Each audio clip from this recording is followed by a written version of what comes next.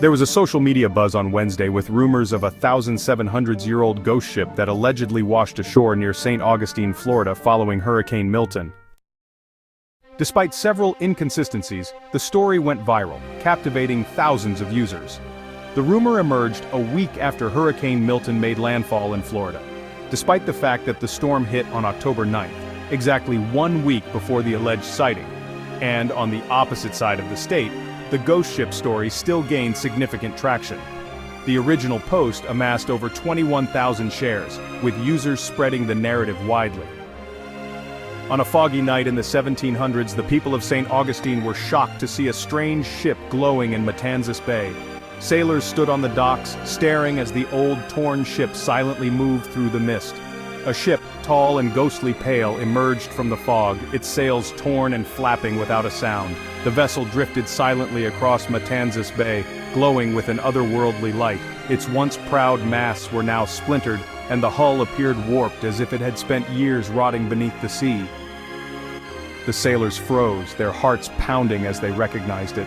The ship that had disappeared decades ago, never to be seen again. This was the lost merchant ship, once laden with goods bound for Spain. It had set sail from St. Augustine, her crew confident and her cargo rich with treasures, spices, and silver. But a storm, fierce and unrelenting, had swept in, dragging the ship and its crew into the depths of the ocean. It was said that no one survived, and the ship's fate became a dark, whispered tale among the people of the town. Now, standing before them, was that very ship, but something was dreadfully wrong. There was no splash of water, no creak of wood, only silence. The figures of sailors moved slowly on deck, their shapes barely visible through the glowing mist. They seemed to carry out their duties as if nothing had changed, unaware that they were no longer among the living.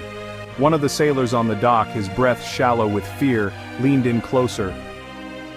He could hear it, the faint sound of a bell tolling from the ghost ship, its mournful chime carried by the wind. The distant cries of men, desperate and hopeless, echoed across the water. Word of the ghostly apparition spread quickly through the town. People gathered near the waterfront staring in hushed terror, but no one dared to step closer. For years, the ship had been gone, believed to be lying at the bottom of the ocean, and now it had returned. But why? Was it cursed, doomed to wander the seas for eternity? Or had the souls of the crew come back to seek redemption for some long-forgotten sin? As it turns out, the ghost ship tale was a piece of satire.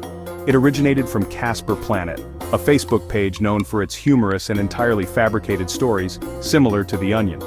Casper Planet posted a follow-up story on Friday morning titled, "Tourists outraged after discovering non-existent 1700s pirate ship in Florida wasn't real all along." The page continued to poke fun at the viral spread of the ghost ship narrative. In its initial post, Casper Planet claimed that the ship had emerged from the ocean's depths as the Category 4 storm Hurricane Milton churned the Atlantic, sending the ancient ship onto the beach. The dramatic description added a sense of mystery, but it was factually inaccurate. Hurricane Milton had made landfall as a Category 3 storm near Siesta Key, on Florida's central west coast. It then crossed the state's peninsula, exiting near Brevard and Indian River counties, over 120 miles from St. Augustine. To lend the story an air of credibility, the page included a fabricated quote from a fictional marine archaeologist named Dr. Andrew Clark, who said, "This is unprecedented. To see a ship this old, in such good condition, simply appear out of the ocean during a hurricane. It's both fascinating and chilling." According to a First Coast News report, Chuck Mead, director of the Lighthouse Archaeological Maritime Program at the St. Augustine Lighthouse and Museum, debunked the ghost ship claim, explaining that the depiction of the ship was unrealistic. Most of the wood from a ship hundreds of years old would have been eaten by critters like shipworms, Mead explained. In cases where parts of such ancient ships do survive, it's typically the lower portion of the vessel, which gets buried beneath the seafloor. While the ghost ship story was a hoax, there is some truth to the concept of hurricanes washing abandoned ships ashore. In fact, such incidents have occurred in the past.